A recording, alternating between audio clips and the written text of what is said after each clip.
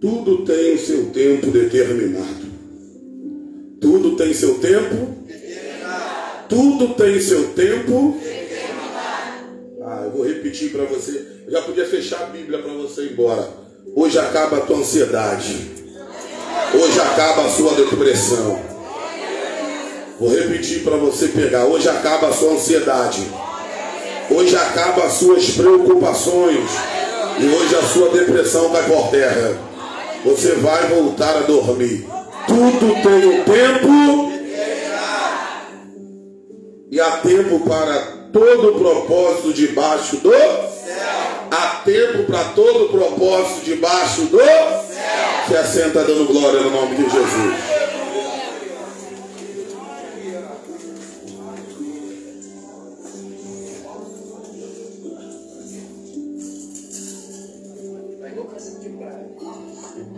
Amém? Hoje vocês não terão um pregador. Hoje vocês terão um direcionamento da parte de Deus. O pregador a gente teve na quarta, né? Na mini vigília. Que mini vigília foi essa? O pregador nós tivemos ontem na consagração. Você quer ver o seu pastor pregar? Vai na agenda terça-feira que vem na Cidade de Deus, né? Quando a gente vira pregador itinerante, a gente solta a granada, vai embora, quem cuida é o pastor, né? Quando a gente vira pastor, a igreja, né, que Deus nos confiou, a gente precisa alinhar todo mundo num propósito. Eu aprendi que a palavra cancela muito gabinete. Vou repetir, eu aprendi que a palavra cancela muito gabinete. Gabinete desse que o povo entra em crise. Só tem crise porque muitas das vezes a gente está fora da palavra. Porque se a gente estiver na palavra, muitos dos nossos problemas são resolvidos. Eclesiastes capítulo de número 3, ele vai narrar uma história bem conhecida por nós, porém pouca explorada, mas muito conhecida. Deus me chamou a atenção para esse texto, pastor Jacques. E eu comecei a meditar nesse texto. Esse texto ele está dizendo, Salomão está dizendo que há tempo para todas as coisas. Há tempo de abraçar, há tempo de se afastar, há tempo de estar perto e há tempo de estar longe, há tempo de plantar, há tempo de colher, há tempo de sorrir, mas também há tempo de chorar. Salomão vai dizendo várias questões dentro de Eclesiastes, capítulo de número 3. E a palavra que o Salomão usa é tempo para todas as coisas e um tempo determinado. Logo, Salomão foi o terceiro rei de Israel. Quem está nos escrevendo o Eclesiastes não é qualquer um. Quem está escrevendo o Eclesiastes para nós, o livro de Eclesiastes, inspirado pelo Espírito Santo, é aquele que Deus derrama sabedoria sobre a vida dele. Então, Eclesiastes, de capítulo de número 3, é um homem que é sábio que está aí narrando. É um homem que é sábio que está escrevendo. É um homem que é inspirado por Deus e cheio, dotado de sabedoria.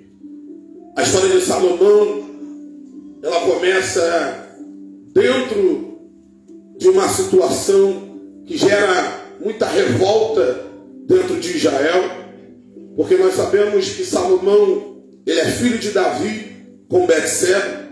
Betseba era a esposa de Urias, a qual Davi, no período de ir para a guerra, decide ficar dentro de casa, decide ficar no palácio.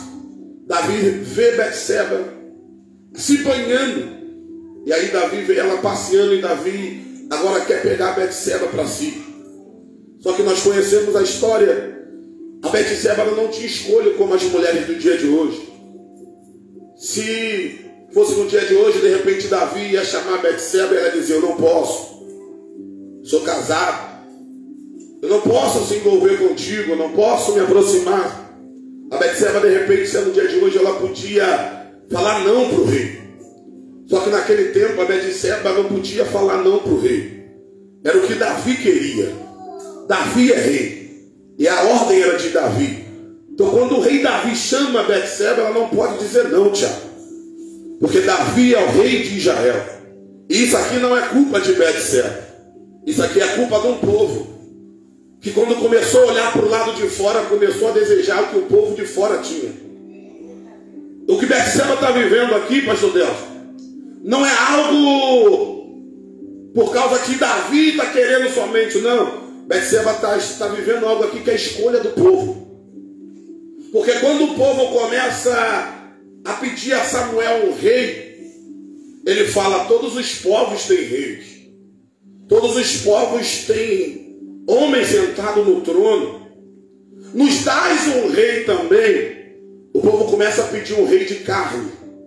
O povo começa a pedir um rei que eles palpavam, que eles encostavam. A Bíblia diz que Samuel fica triste. E Deus diz para Samuel, Samuel, não se entristece. Porque esse povo não está te rejeitando. Esse povo está rejeitando a mim. Eu já vou liberar a primeira profecia para quem veio para receber aqui nessa noite. É que tem pessoas que rejeitam e a gente diz, por quê? Mas por que está rejeitando a igreja? Por que está rejeitando o chamado? E aí nós começamos a ficar tristes. Por que não obedece a palavra? Por que não anda? Por que não faz? Aí Deus tem uma palavra para o teu coração. Fica tranquilo. Porque antes de rejeitar você, eles estão rejeitando a mim.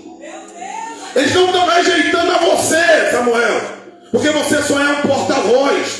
Eles estão rejeitando a mim. E por eles rejeitarem a mim, é rei que eles querem. É rei que eu vou entregar para eles. Só que agora vai ter uma condição. Porque o rei de Israel era Deus. Era ele que dava vitória.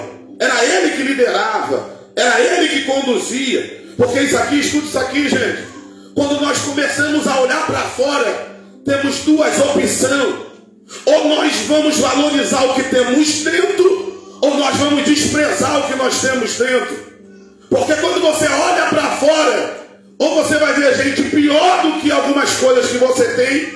Você vai ver pessoas que estão em situações piores do que a sua. E tu vai começar a agradecer pelo que você tem.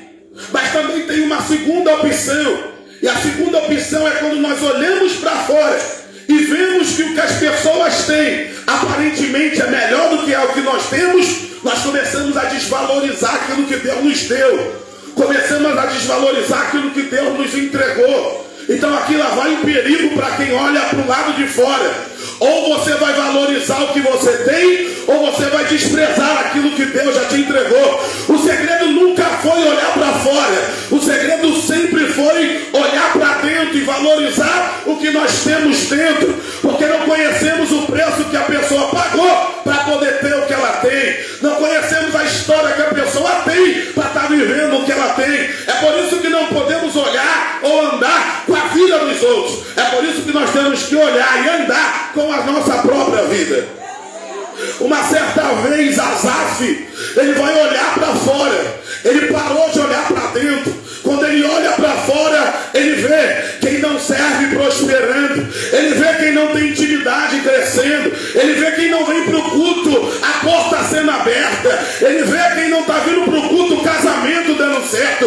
Ele vê quem não adora a Deus, o carro do ano. Ele vê pessoas enriquecendo. Aí ele, de tanto olhar para fora, a Bíblia diz que o pé dele quase se desvia. Porque começou a olhar para o lado de fora. E quando ele olhou para o lado de fora, tinha gente que não servia, mas tinha gente que não adorava, mas a vida era boa. Aí a Bíblia diz que o olhar dele para o lado de fora começou a fazer que o pé dele se escorregasse, pastor Deus. Mas eu me alegro, porque enquanto ele olhava para fora, ele viu prosperidade. Quando ele olhava para fora, ele viu que o povo estava sendo bem sucedido. Quando ele olhou para fora, ele viu que ninguém estava passando pelo que ele estava passando. Mas quando ele decide olhar para o lado de dentro, ele entende que quem estava fora até tinha, mas ia perecer. Que quem estava fora até possuía, mas ia ser consumido. Mas quando ele olha para o lado de dentro, ele diz: tem provação, tem luta.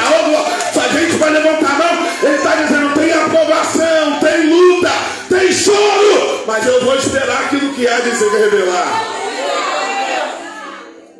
Porque quando olhamos para fora, nossos pés muitas das vezes vai indo para fora. Mas quando nós olhamos para dentro, Tiago, nós entendemos que nós estamos melhor do que merecíamos. Eu vou repetir.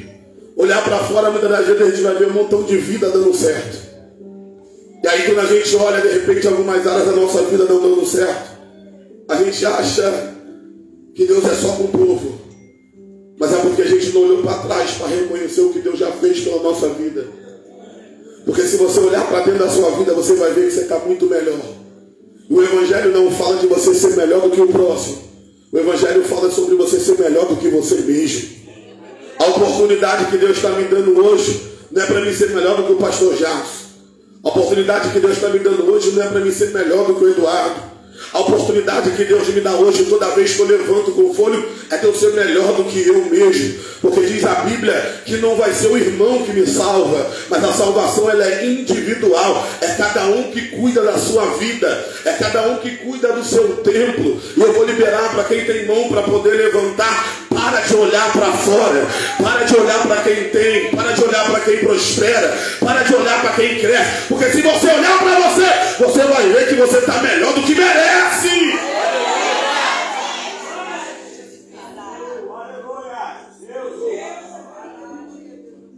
Temos observado muito fora, esquecido de olhar para dentro. E quando eu olho para dentro, eu me lembro de onde Deus me arrancou. Quando eu olho para o lado de dentro, eu vejo já as bênçãos do que Deus fez. Tem gente que o casamento é até a bênção. Aí eu foco no casamento dele, mas eu me esqueço de olhar para dentro de mim e já ver que eu de pé já sou milagre. De eu estar na presença do Senhor já é um milagre muito grande. Mas só que Asaf olha para fora, vai se perdendo, mas no fim ele olha para dentro e entende que o segredo não está em prosperar na terra. Pode se prosperar na terra, mas se não tiver com Deus não vale a pena. Asaf nos ensina, paga preço, mas paga com Deus. Porque a recompensa, ainda que não venha aqui, ela vai vir daqui a pouco, quando a trombeta soar, quando Jesus voltar. E aí a Bíblia diz, Tiago, que o povo começa a desejar um rei. E o povo desejando um rei, Deus dá um rei para o povo. O Saul não é o povo que escolhe. O reinado de Israel, que é o povo que escolhe. O Saul é Deus que apresenta. É Deus que libera para Samuel. A Bíblia vai dizer que quando Deus fala para Samuel, Samuel, eu vou apartar eles. Dizer, não, eles me rejeitaram. Mas sabe o que eu amo, Tiago? É que mesmo Deus sendo rejeitado, Deus não rejeita o homem. Eu vou repetir para você.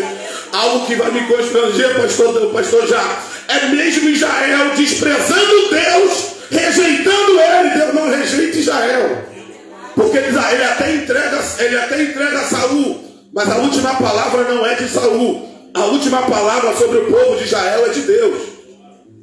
Só que quando eles escolhem o rei, o que acontece, Tiago? Ele diz, me rejeitaram, mas estou entregando para vocês um rei, segundo a minha vontade. Um rei que eu achei que é bom. Estou separando e estou colocando eles para reinar. Mas tem uma coisa. Quando eu governava, as filhas de vocês eram de vocês. Quando eu governava, os filhos de vocês eram de vocês. Mas agora que vocês escolheram um rei, as filhas de vocês não são mais de vocês. As filhas de vocês agora está sobre o jugo ou sobre o que o rei determinar. Obrigado. Escuta isso aqui. A Betseba só está vivendo o que está vivendo porque o povo escolheu o rei. E aí, para Deus entregar o que o povo está pedindo, tem uma condição. Vai pagar imposto, vocês não precisarem. Vai ter que trabalhar da maneira que vocês não precisaram. Vai ter que fazer tudo da maneira que vocês não faziam. Porque eu falava, vocês só obedeciam. Agora os filhos de vocês vão ser entregues à guerra. Agora as filhas de vocês vão ser entregues aos homens. Então o que Betseba está vivendo é a escolha do que o povo fez. Mas eu tenho uma palavra para poder liberar para a tua vida. A Betseba é a escolha do que o povo. Então quando Davi chama, a Betseba não tem voz. Quando Davi chama, a Betseba só tem que obedecer. Porque foi liberado que o rei podia fazer o que quisesse. Aí o rei fala, Betseba é você.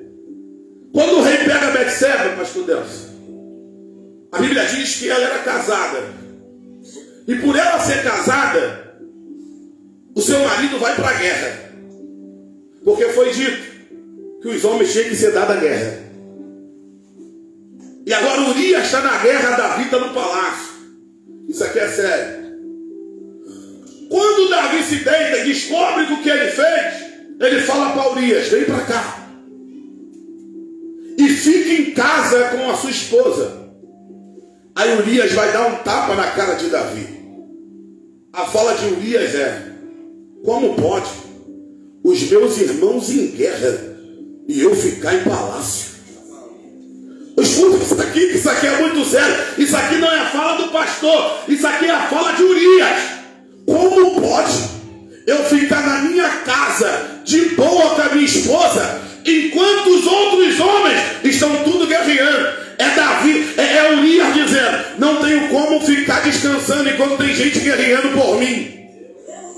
Eu vou repetir. É Urias abrindo a boca e dizendo: Davi, não tem como eu ficar parado enquanto tem gente guerreando pela minha casa. Não tem como eu ficar prostrado enquanto tem gente orando, jejuando, clamando pela minha família. É Urias dizendo: eu não aceito. Eu não aceito. Eu vou me levantar e eu vou para a guerra.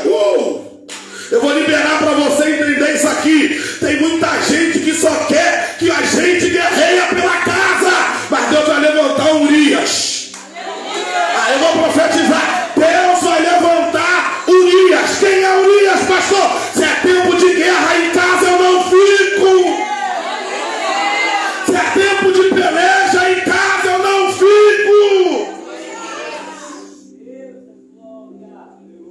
Oh, aleluia. Oh, glória. E aqui cai por terra algo. Deixa eu dizer para você: se for tempo de guerra, teu pastor não for, não tem importância. Urias não é o rei. Quem é rei é Davi. Olha Urias dando um soco na cara de Davi: tu não vai, mas eu vou.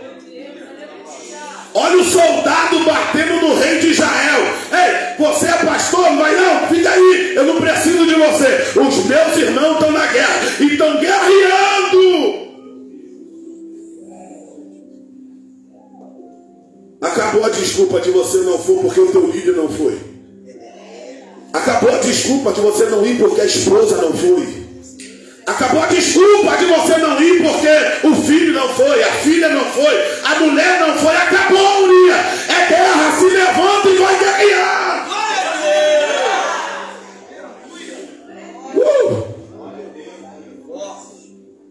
Tem Urias na casa, eu vou profetizar porque eu senti a graça. Eu falei que eu vou orientar, não vim para pregar, eu vim para direcionar e ser profeta. Que Deus levante Urias. Pastor Jacques, isso aqui é um comando do rei. O rei está falando para Urias: fica em casa. O rei está dizendo para Urias: não precisa vir para a oração. O rei está dizendo para Urias: não precisa vir para a consagração. O rei está dizendo para Urias: não precisa jejuar, não precisa subir monte, fica em casa. O rei está dizendo para Urias: tu não precisa de ir para o culto hoje não, Urias. O rei está dizendo: Urias, não precisa se movimentar, só fica em casa, porque tem gente guerreando por você.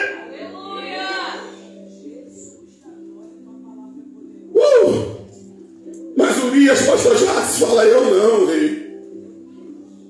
Se tiver que morrer, eu morro na guerra. Eu vou repetir: se tiver que morrer, eu morro na guerra. Se tiver que morrer, eu morro guerreando.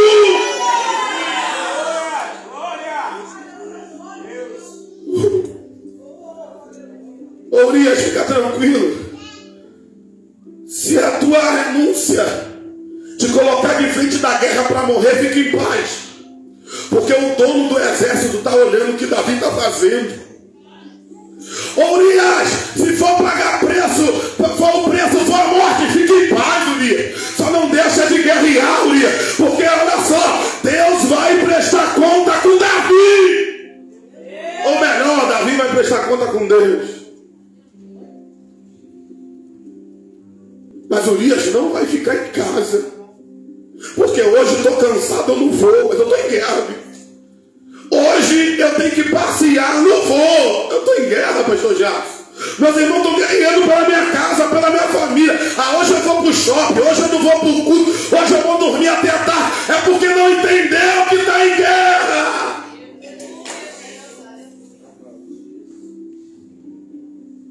Eu prefiro aprender com Urias do que com Davi.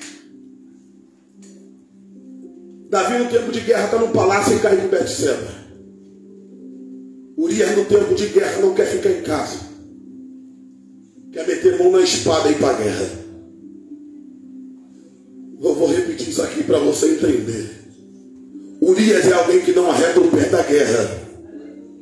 Urias é alguém que não arreda o pé da guerra. Eu vou continuar para você. Eu sei que tu está debaixo de muita luta, mas tu está em guerra. Eu sei que você está debaixo de muita afronta, mas você está em guerra. Não tem como você ficar parado enquanto tem alguém guerreando pela tua vida. Ele entende. Não, o tempo é de guerra, o período é de guerra, meus irmãos estão na guerra. Eu sou guerreiro. Ele podia, pastor Deus, ficar dormindo. Ele podia, pastor Jacques, ficar deitado, só curtindo a Betseba. Mas ele entendeu que o tempo era de guerra. Vou repetir para você porque eu li o texto de Eclesiastes, que é tempo para todas as coisas. Ele entendeu que o tempo não era de ficar com Betseba. O tempo era de ir para... Escuta, se Urias fica dentro de casa no tempo da guerra, Urias ia cometer, ia se deitar com Betseba, e o pecado de Davi ia ficar encoberto. Mas a atitude de Davi, de Urias ir para a guerra, revela o erro de Davi. Eu vou repetir. A atitude de Urias ir para a guerra tem que deixar Davi diante de Deus. Você quer que seus problemas sejam resolvidos? Não fica dentro de casa, vai para a guerra. Porque enquanto você está na guerra, o problema de Davi... É Deus que trata, é Deus que cuida, é Deus que faz. Escuta, Urias até perdeu a mulher, mas Deus não perdeu Urias.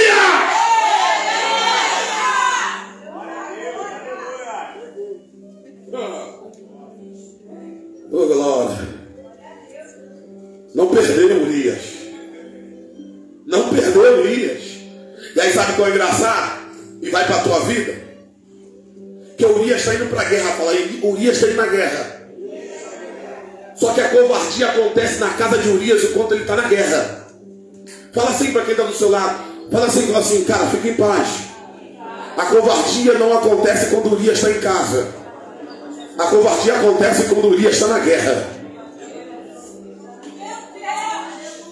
Fala assim para quem está. Fica tranquilo, a covardia não acontece quando Urias ficou com Betseba em casa. A covardia acontece quando Urias está com a mão na espada.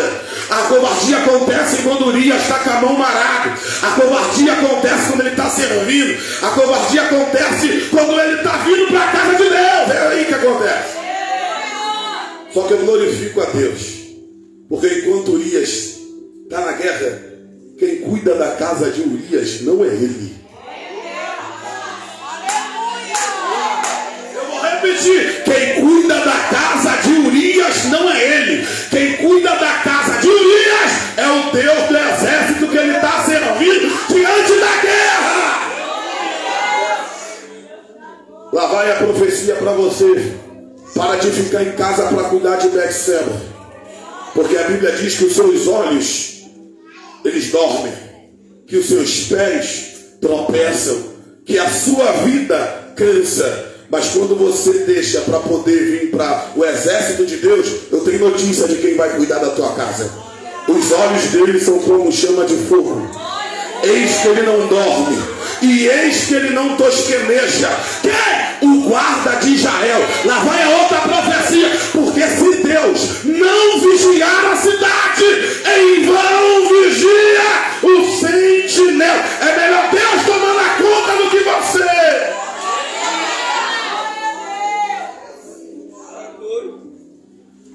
Tem muita coisa que está em oculto que Deus quer revelar, mas não se revela porque tu não foi para a guerra.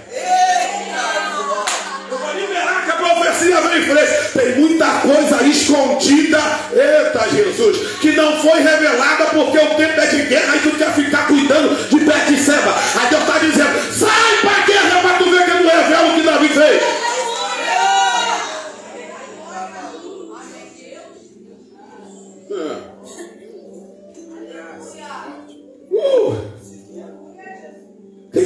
tempo de guerra aí.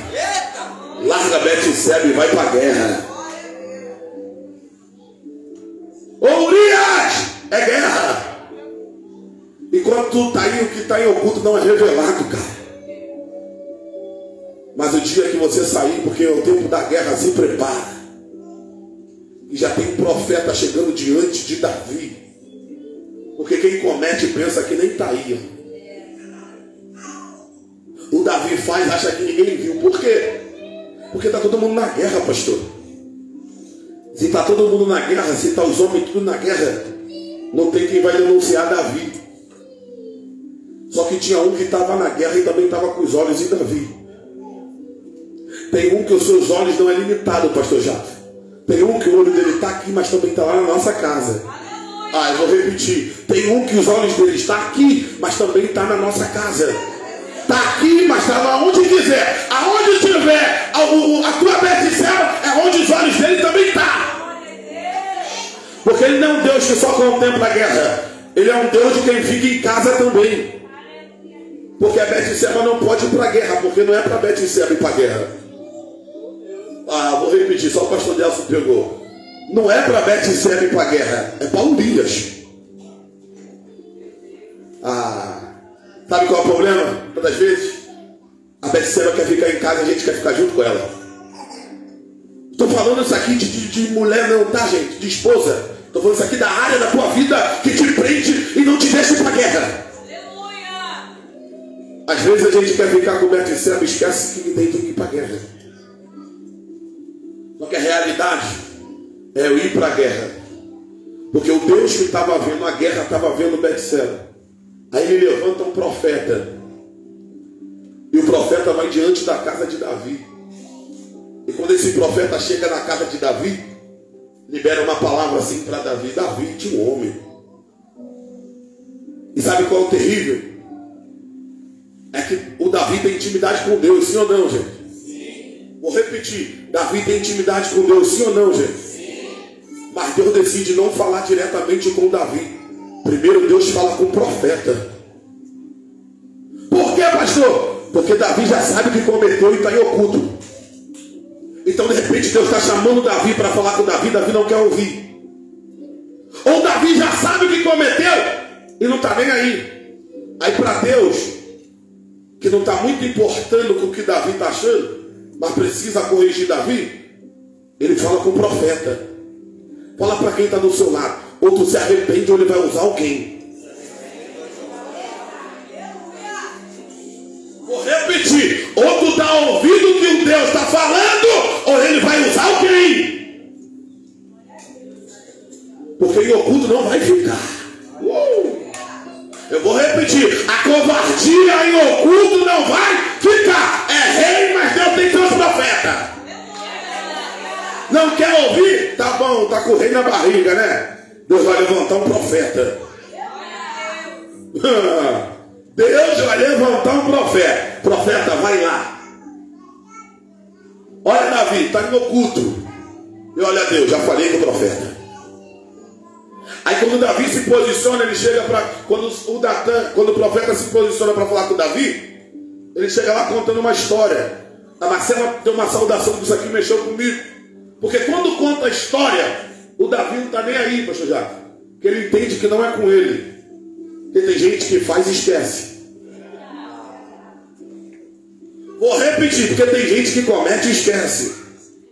Por quê? Passou despercebido nos olhos do Lu. Mas no olho dele não. E aí quando ele conta aquela história, isso aqui, eu vou nem ser pregador, vou ser mais agora um palestrante. Isso aqui é sério, que quando conta a história, isso aqui me emociona. Porque quando o Natan chega, o profeta chega contando a história para Davi, o que sai da boca de Davi, se de repente você não leu, eu vou explicar. Ele fala, Davi tinha um homem muito rico e tinha um homem muito pobre. O rico tinha muito e o pobre só tinha uma. Veio o homem rico e pegou a única que o homem pobre tinha. O que é que ele merece? Davi fala, mata! Davi está dando a sua própria condenação sem saber. Vou repetir. Davi está dando a sua própria sentença sem saber que é com ele. Porque quando ele descobre que é com ele, ele fala, tem misericórdia. Mas quando ele pensa que é com o próximo, ele está falando, mata. Vou repetir isso aqui. Quando é com ele, me perdoa, Jesus, tem misericórdia. Mas quando a sentença é para o próximo, mata. Tira fora. Exclui.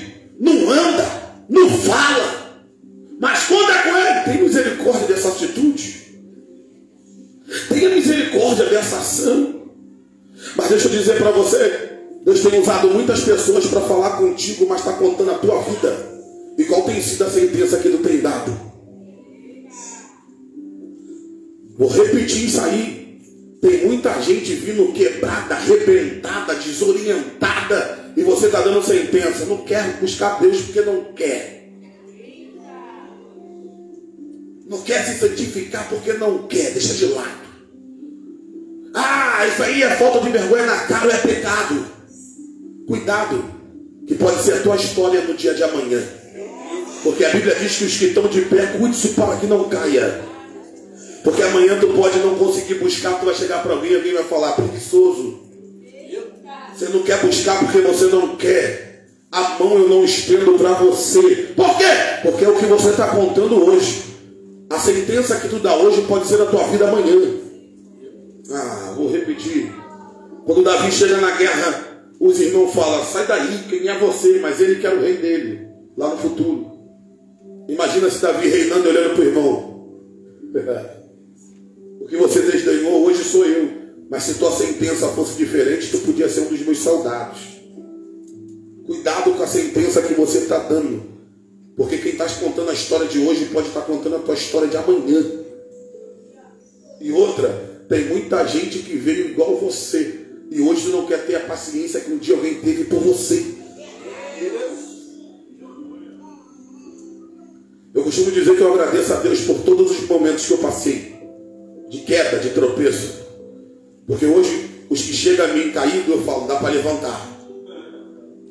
Dá para poder fazer diferente.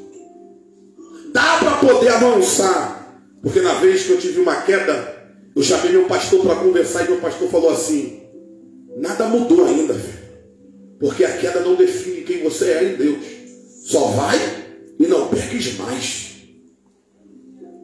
Aí, pastor, caí de novo, filho. Não é vitamina. Mas vamos continuar porque Deus tem uma obra na tua vida. Eu já estava morto. Imagina se ele me tacar pedra. Eu já estava mal. Imagina se ele fala, tu não presta. Tu é sem vergonha. Eu ia achar que Deus já tinha me rejeitado. Já estava mal. Mas quando ele fez aqui, vamos aqui comigo. Porque nesse caminho que tu está amanhã, eu acredito no fruto que tu vai dar. Quando ele abriu a Bíblia e falou para mim aqui, Deus falou que Pedro negaria 3 vezes. Eu já sabia que Pedro ia negar, mas a obra na vida de Pedro ainda estava de pé. Porque a queda nunca definiu Pedro. Porque não importa com a queda, Jesus já sabia por onde você ia passar. Só que tem uma coisa, não estou massageando o pecado de ninguém. Pedro nega por 3 vezes, mas se converte. Pedro nega por 3 vezes, mas depois entende o propósito. Pedro nega até por 3 vezes, mas depois se coloca de pé e vira referência da igreja. O que você quer dizer, pastor? Não é para poder ficar pecando 10, é para poder se arrepender e se converter. Para depois não dizer que eu estou massageando o pecado, mas o que eu estou dizendo é que a sentença que nós damos amanhã pode ser a nossa. Aqui eu não explano, que aqui a gente gosta de fazer as coisas no oculto, que a mão direita faz, a esquerda não tem que saber. Mas quantas pessoas já orientei falando, fica de pé, porque você vai conseguir, que Deus tem uma obra na tua vida. Porque lá atrás a sentença para mim não foi de morte. Lá atrás a sentença que veio para a minha vida é, vai dar certo. E levanta a sua mão para você, eu vou profetizar para todo mundo. Caiu, se coloca de pé, porque ainda tem uma jornada. Ficou fraco, ainda tem ânimo para Deus gerar na tua vida. Está triste, fica tranquilo que ainda chega alegria.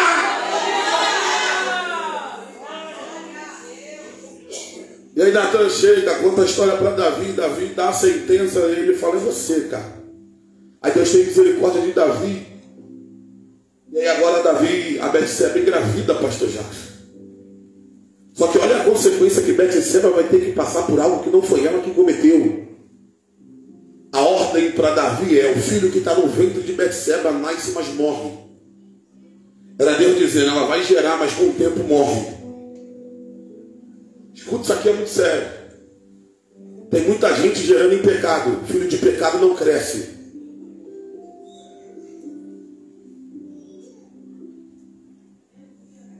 Foi difícil de dar glória? Vou repetir de novo. Tem muita gente que até gera em pecado. Nós estamos preocupados porque quem está em pecado está gerando. É a Bíblia, tá, pastor Jacques? Se você for ler joio e trigo, é o mundo. Está crescendo todo mundo junto. Mas o filho do pecado é a Bíblia. Que o pecado leva a... Então é só ir no Antigo Testamento ou o filho novo? Só que escuta isso aqui. Primeiro filho de Betseba está crescendo. Nasceu.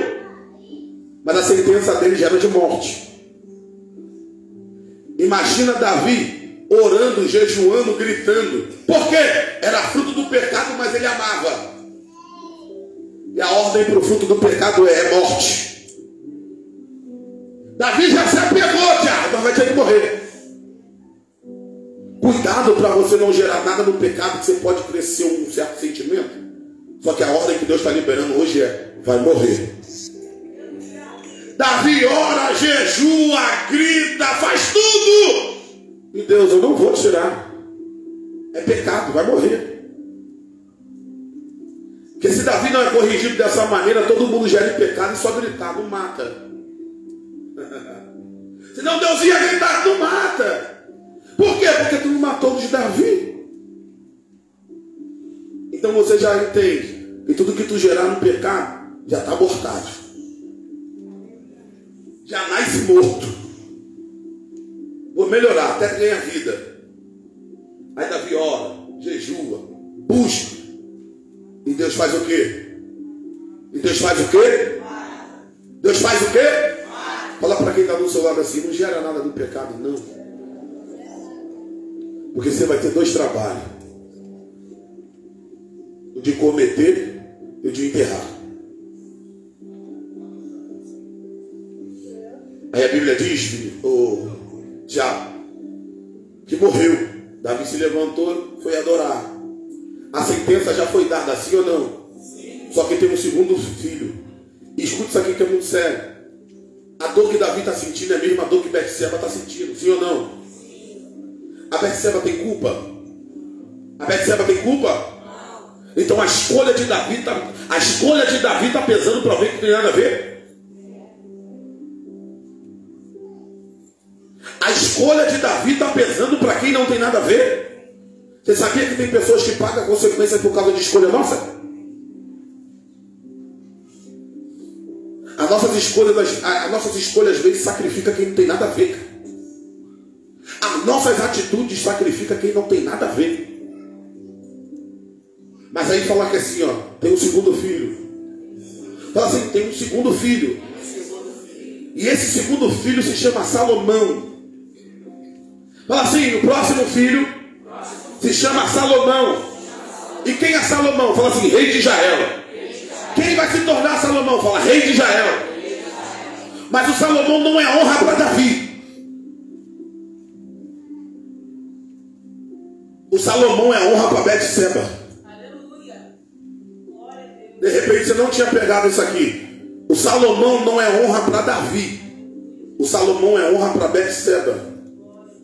Porque alguém que não tinha direito de escolha, alguém que era pobre, porque pela história só tinha aquela, agora o que saiu do seu ventre está sentado no trono.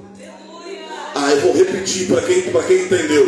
Agora, aquela que tinha só a marca na cara de que era a mulher do adultério, agora tem que olhar e falar: é a mãe de Salomão.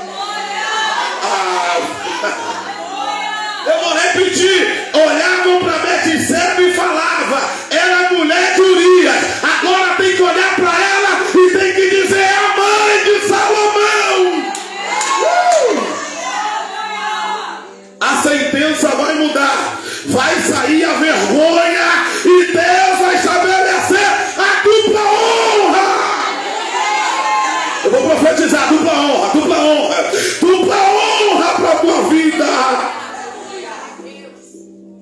o ventre. Pastor, por que Salomão não morre? Porque o Salomão não é mais fruto do pecado. Não. Porque fruto do pecado é o primeiro. Então, já que Urias está morto, foi o quê? O ato que Davi cometeu. Então morreu. Só que agora Urias já é morto. Betseba é viúva.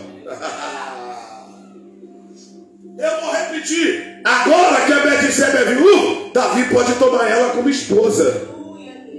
Antes não podia, mas agora pode. E aí Deus faz questão de honrar o ventre dela. Mas pega isso aqui, mamãe, papai, que eu vou liberar uma profecia desse altar para a tua vida hoje. Porque diz a Bíblia que o Davi está velhinho para morrer. Tentam aquecer Davi de tudo que é jeito. Só que Davi está morrendo. Porque Salomão disse que é tempo para todas as coisas. E chegou o tempo do Davi morrer. Só que antes do Davi morrer, fala assim, Davi ainda estava vivo. Fala assim, Davi ainda estava vivo. E Davi estando vivo teve conspiração. Fala assim, Davi estando vivo teve conspiração. E qual era a conspiração? Não, vamos a Adonias que vai ser rei. Pega, isso aqui é muito perigoso. Porque os homens que Adonias leva são amigos de Davi. Cara, e pensa numa coisa que é triste. É quando amigos fazem covardias. Vou repetir isso aqui. Pensa numa coisa que é triste. A gente estava conversando hoje, eu e o pastor Delcio, o pastor Fernando. Por que Judas se mata? Tem muitas coisas, né? Mas imagina para Judas, cara. Vai olhar para Pedro como? Vai olhar para Tiago como? Vai olhar para Judas como? Vai olhar para Tomé como? Depois do que ele cometeu com o amigo. Imagina a mente de Judas, porque todo mundo fala, se Judas se arrependesse, Deus podia vir, perdoar ele e levantar. Mas olha a consciência que esse cara está levando. Eu estou traindo quem me alimentou. Eu estou traindo quem me deu direção. Eu estou traindo quem me chamou para andar do lado. Eu estou traindo o rei de Israel. E pelo quê? Pelo que estava no meu bolso. Tem muita gente traindo Cristo por pouca coisa. Mas não vamos aqui, que isso não é a pregação de hoje. A pregação é que agora Adonias faz uma reunião e agora joga óleo. Maldita coisa é quando o homem acha que ele tem que assumir algo. Maldita coisa é quando o homem acha que ele está pronto para algo, cara. Porque quando ele acha que ele está pronto para algo, ele não importa, ele quer assumir de qualquer jeito. Ele quer ser de qualquer jeito. Quem nunca passou por isso na vida é hipócrita. Tu está no trabalho, lutando, fazendo tudo, aí chega alguém que não faz nada. E aí ele já assume o lugar de destaque e tu fala, tô aqui tanto tempo, cara. Mas esse aí você vai entrando no teu coração. E aí às vezes tu começa a querer matar quem chegou para você assumir, cara. Maldita é a pessoa que acha que já está pronto, pastor. Você quer ver alguém para dar trabalho na igreja? É quando o cara acha que tem que ser levantado a um cargo e não levanta ele. Ele começa a dizer que pastor está impedindo o ministério. Ele começa a dizer que ele tem que ir para outra igreja, que em outra igreja ele vai ser honrado. Pastor, a pior coisa é quando o cara acha que ele que tem que ser o pastor da igreja e não é. Essa pessoa vai começar a dar trabalho, cara. E eu aprendi que a Bíblia, a melhor coisa não é eu dizer que eu sou, é Deus revelar que eu sou, cara. Porque Adonias começa a andar. Eu me lembro que o pastor uma vez falou, é regra, para ser diácono tem que ter o básico. Eu não tinha base, mas eu subi no monte e Deus falou que assim, tu vai subir um degrau na tua vida no ministério. Eu falei, o que é isso, Jesus? Mas não posso, porque o homem disse que eu tenho que ter o básico, pastor Jackson. Tu estava comigo, junto com o pastor Júlio César. Aí eu desci, meu telefone tocou. Meu pastor Flávio falou que assim, filho, se apresenta na sede para sediar. Eu falei, mas eu não posso, pastor. Eu não tenho básico. Ele falou assim, tu não pode, mas Deus falou comigo que eu preciso te mandar. Porque, gente, para com isso que homem impede trabalho de Deus, rapaz. Para com isso, teve a outra vez. Não pode, tem que ter um bacharel para virar pastor. Aí Deus disse assim para mim, você vai até fazer, mas eu não preciso disso para te levantar. Aleluia. O que é que tem que fazer? Você precisa entender, aprender. Você precisa passar algo com o povo. Mas quando Deus quer, ninguém esconde, cara. Quando Deus quer, não tem quem impeça. De escondido para Demarve, para ser pastor da Demarve Colônia. Isso aqui não é soberba não é para engrandecer não, é para você entender o que a ministração está dizendo. Ontem eu sentei com uma menina assim, a menina falou assim, eu estava doido para conhecer vocês, porque o comentário na Demarve é só Demarve Colônia, os pastores da Demarve Colônia, a unção que carrega. Eu falei, meu Deus, eu estava sentado sem fazer nada, ninguém sabia quem eu era, mas quando Deus decide botar o certo, não tem homem que vai impedir o que Deus tem. Não somos, mas Deus decidiu apresentar, cara. E lá vai essa, você sabe que o pastor de vocês não fala. Cuidado, não toca em quem Deus decidiu levantar. Porque diz a Bíblia que quem não é a favor é contra.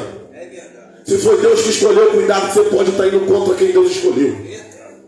Aí a Bíblia vai dizer, pastor Deus, que Adonias começa a fazer um montinho. Não sei pregar 10 minutos, 15, cara. Mas está na hora, 8h20. Aí a Bíblia diz, Tiago, que Adonias tenta botar unção. Pega isso aqui, mamãe, pega isso aqui, você que intercede. Escuta isso aqui, isso é muito sério. Estou todo arrepiado, pastor. Porque enquanto Adonias estava lá, pastor Del, já para se consagrar a rei, tinha uma mãe, por nome de Betseba, mãe de Salomão. Aí a mãe de Salomão falou assim, profeta Natan, vamos ali diante do rei. E quando a mãe chega, intercede pelo filho. E aí Davi fala, como é que é? Você não entendeu não? A intercessão de uma mãe diante de um rei. Eu vou repetir. A intercessão de uma mãe diante de um rei. Aí ela fala, olha, Adonias está tentando fazer. Aí Betseba, não, tu falou que meu filho vai ser rei. Aí o profeta, aí o rei, eu falei, cadê o Salomão? Estou cansado. Deus não está cansado não, tá gente? Estou dizendo sobre o rei da terra, mas quando eu falar rei, você pode contar que é uma mãe diante de Deus. Ah, o rei, então tá bom. Prepara aí meu cavalo, prepara os homens e chama Salomão. E toca a buzina, porque eu preciso explanar para Israel que o rei não está lá. O rei está aqui.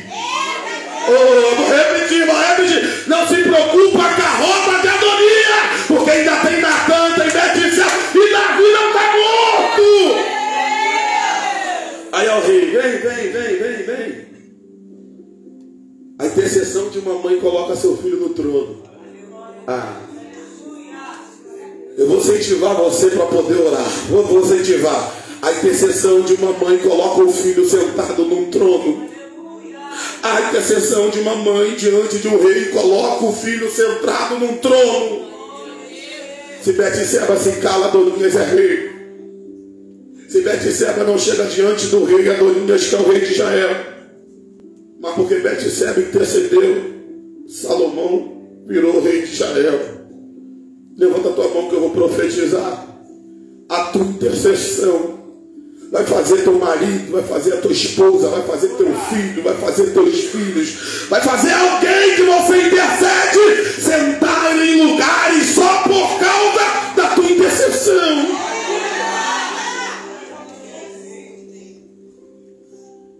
Porque o Davi está cansado, mas tem uma mãe que não. E é essa mãe que vai diante de Natan. Não tem como dar errado. A mulher Betseba que encantou Davi. E o profeta que chamou a atenção dele. Pega isso aqui que desceu fresquinho. Eu amo Jesus. Quando foi para contar que o que Davi fez era para morte e era de errar, quem foi? Quem foi? Mas agora para poder interceder pelo filho, virar rei, quem vai? Porque o mesmo que foi para dar notícia ruim vai ser o mesmo que vai ter que vir para interceder, para ver o milagre que Deus vai fazer na tua vida. Quem Davi ouve? Fala Natan. Fala, quem Davi ouve? Por quem Davi ia caído? Fala Betseba. Fala Betseba. Tem como Davi falar que não? Quando chega Betseba e chega Natã? Quem é Natã? É o obediente a Deus. E quem é Betseba? Aquela que foi injustiçada. Vou repetir. Davi deve algo a Betseba. Então quando você anda com alguém que tem intimidade e com alguém que é servo e está sendo injustiçado, se prepara, que na hora o rei se levanta para poder honrar. Por isso que eu tenho que andar com quem anda com Deus. E é muito bom andar com o injustiçado, porque a Bíblia diz que a justiça dele vem. A justiça dele vem sobre a nossa vida. Aí o que acontece? Salomão assume e vira rei. Quando Salomão vira rei, tem uma frase que Davi fala. Isso aqui precisa algumas pessoas ouvir. A primeira frase é: seja homem. Seja homem, Salomão. Seja homem. É o que ele libera. Salomão reina. Segunda coisa que Salomão fala. Está ruim de ouvir, você me ouve mais 5 minutos. Segunda coisa que Salomão vai cometer, pastor Jacques, que me chama a atenção, é que todo mundo que foi contra o seu pai, que fizeram maldade com o pai, Salomão mata. Porque Salomão entende, tudo que faz mal ao meu reinado eu preciso arrancar. Se fez mal ao reinado de Davi, não vai fazer no meu porquê. Então vou repetir para você. Tudo que é causa para poder paralisar o teu reinado. O que é reinado? A tua vida em Deus. Você precisa arrancar. E o que tem sido? Quem tem sido o teu Joabe? Quem tem sido o Joabe que se levantou contra você? Quem tem sido os outros que se reuniram no momento que você precisava para não... Quem foi? Estou falando dentro da tua vida. Arranca. Porque é um tempo novo. E não dá para reinar com coisa velha. Vou repetir. Não dá para reinar com coisa velha. Começa a arrancar. E aí a Bíblia diz que no reinado de Salomão, pastor Jacques, no reinado de Davi, guerra o tempo todo. Só que Salomão agora vai oferecer um sacrifício. E dentro desse sacrifício, o Salomão vai pedir Deus sabedoria para conduzir o povo. Eu vou repetir. Tudo que nós revela diante de Deus revela qual é o nosso propósito. Só para você dar um glória. Quando Deus pergunta para Salomão: o que você queres? Porque a oferta dele chamou a atenção. O sacrifício dele chamou a atenção de Deus. Aí Deus pergunta para ele: o que tu queres? Aí ele diz assim: quero sabedoria para conduzir o teu povo. Porque se tudo que Deus nos pergunta é para revelar qual é a intenção da nossa intercessão. Se Deus te perguntar o que tu queres hoje, o teu pedido seria o que? Seria que era para a obra? Seria que era para o crescimento de Deus? Ou que seria algo que era só para você ser beneficiado? O que ele pede é sabedoria para conduzir o povo. E quando Deus derrama sabedoria sobre a vida dele, a Bíblia diz que Deus, por causa que ele pediu sabedoria para conduzir o povo, a Bíblia diz assim, e Deus deu sabedoria, mas não parou na sabedoria, porque pedir certo atrai outros benefícios. Vou repetir: pedir a coisa certa atrai outros benefícios. Tu me pediu sabedoria, mas estou te dando riqueza, estou te dando prosperidade, estou te dando unção, estou te dando autoridade. Só porque que tu pediu? Era para a minha obra, era para o meu nome ser glorificado. Recebe todas as coisas que vêm através do teu pedido.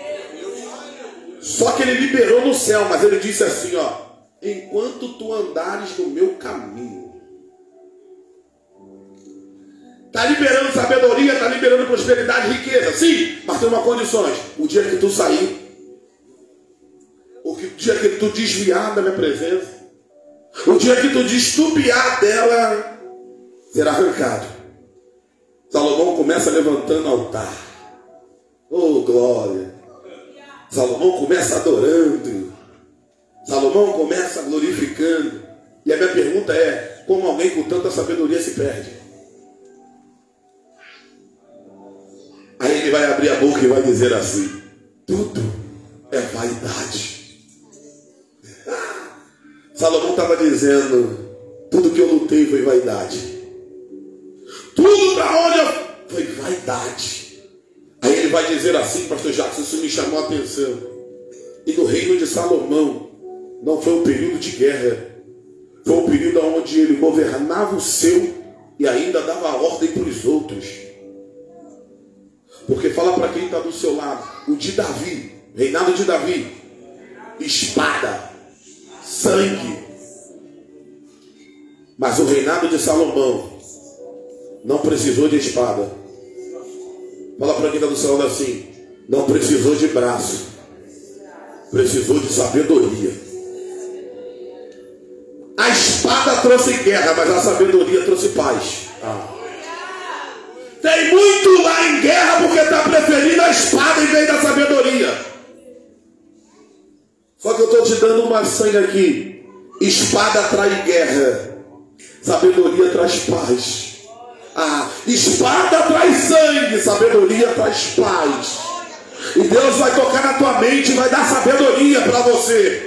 Porque o teu reinado não será um reinado de muita guerra. O teu reinado será um reinado onde pessoas vão olhar para a tua vida e vão dizer, eu vou me render aqui igual rainha de Sabá. A sabedoria é tão grande que outras pessoas veem não pelo que ele fala. As pessoas se rendem pelo que está vendo. Se coloca de pé no nome de Jesus. E aí Salomão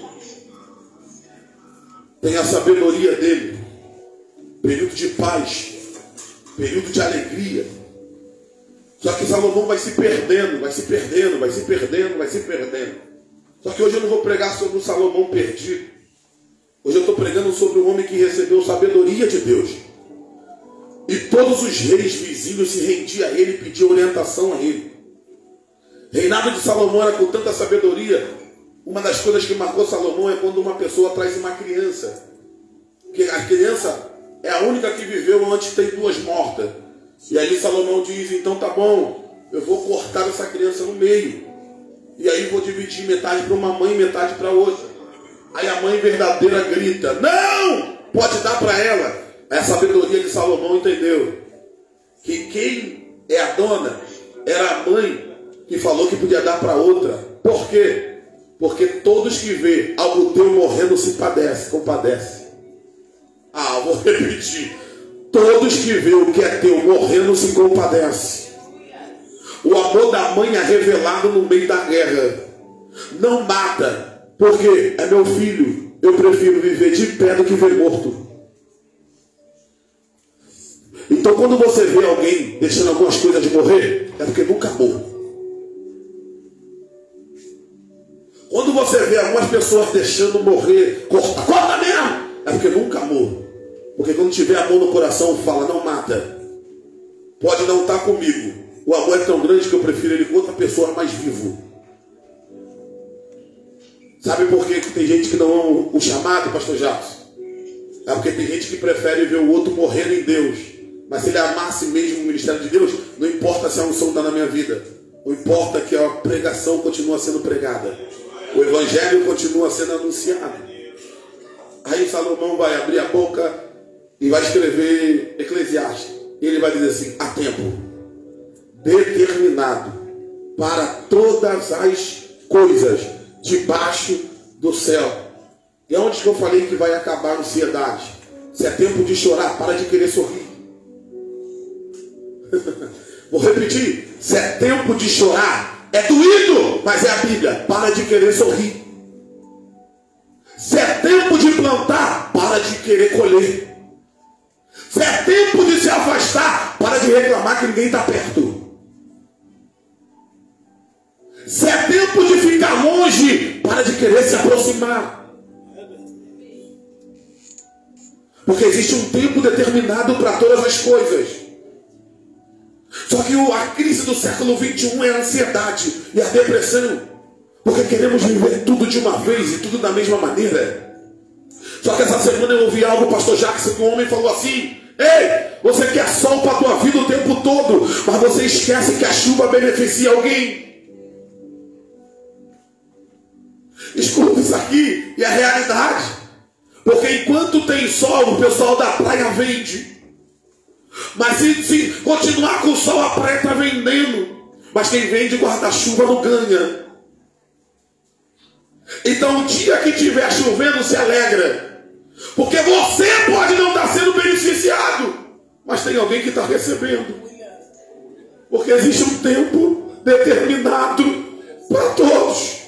Eu ouvi isso aqui, Silvio Santos uma vez falou: enquanto tem gente chorando, eu estou vendendo lenço. Vou repetir. Porque existe um tempo determinado para todas as coisas. O que está te dando crise? Você quer viver um tempo frutífero no tempo que Deus está falando é semeia. Você quer viver sorriso no tempo que Deus está dizendo é choro. Você quer prosperar no tempo que Deus está dizendo não é de prosperidade, é um tempo que eu preciso de segurar. Você quer aproximação no tempo que Deus está dizendo eu quero distância. Não que Deus quer a tua distância de algumas coisas na tua vida. Queremos estar em montinho quando Deus quer a gente sozinho. Isso tem dado crise.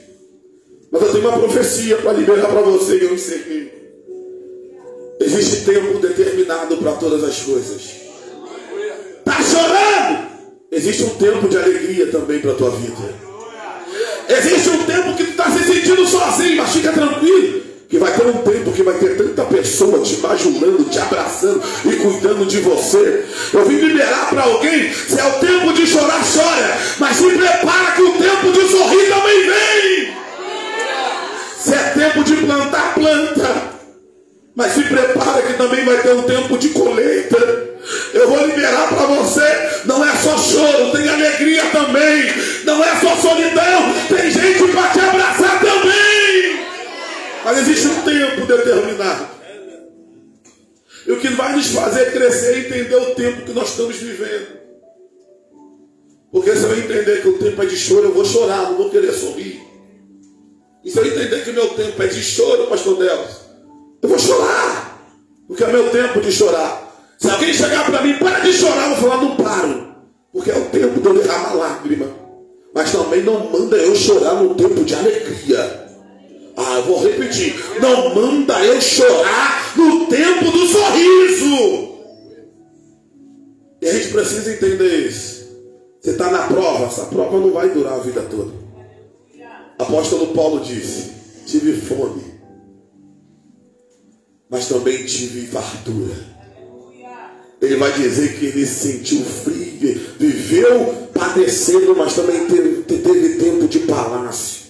Ele vai encerrar: todas as coisas eu posso naquele que me fortalece. Era ele dizendo: no tempo do choro, ele estava comigo me fortalecendo. No tempo das aflições, ele também estava comigo nas minhas aflições.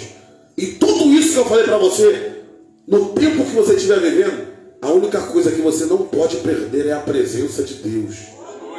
Porque quando ele abre a boca dizendo todas as coisas eu posso, ele não diz em mim. É naquele que me ajudou a passar por esse processo. Filipenses capítulo de número 4, quando ele declara isso, ele só está replicando no que Salomão disse. Teve um tempo de choro, mas também teve um tempo de alegria. Teve um tempo de guerra, mas também teve um tempo da paz.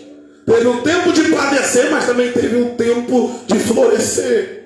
E aí ele diz: todas as coisas eu posso naquele que me fortalece. Na aflição ele me fortalece. No choro ele me fortalece. Na angústia ele me fortalece. Mas escuta isso aqui. Vai ter um tempo da tua alegria. Vai ter um tempo que o choro cessa. Vai ter um tempo que você vai entender os processos da tua vida. Mas nisso tudo é ele que te fortalece. Levanta a sua mão. Deus, aí está o povo, Pai. De Eclesiastes, capítulo de número 3. Que é um tempo determinado para todas as coisas. Eu acredito que o Senhor já tem um tempo determinado para a saúde dessa mulher, para a saúde desse homem. Eu acredito que o Senhor já tem um tempo determinado para o choro desse rosto. Eu acredito que o Senhor já tem um tempo determinado para a guerra que essa mulher ou esse homem enfrenta. Eu acredito que o Senhor já tem um tempo determinado de sorriso, de alegria, de paz. Eu acredito, Pai, está aí o povo de Eclesiastes, capítulo de número 3. Faça o povo entender qual é o momento que eles estão vivendo, Pai. para que eles não tentem arrombar a porta da alegria no tempo que é de choro, Pai. Se eles souberem, Senhor, viver o tempo de hoje no Senhor, Pai, eu acredito que esse tempo determinado vai chegar para a vida deles, onde o choro é cessado, aonde a alegria chega, aonde o marido se converte, aonde hoje ele está aqui de repente sozinho, mas eu acredito que já tem um tempo determinado para essa família toda se render nos teus pés, e o teu nome ser glorificado, Pai, em nome de Jesus. E você diz? Está fraco, você diz? Quantos estão na posse dessa palavra, aplauda o nome do Senhor Jesus.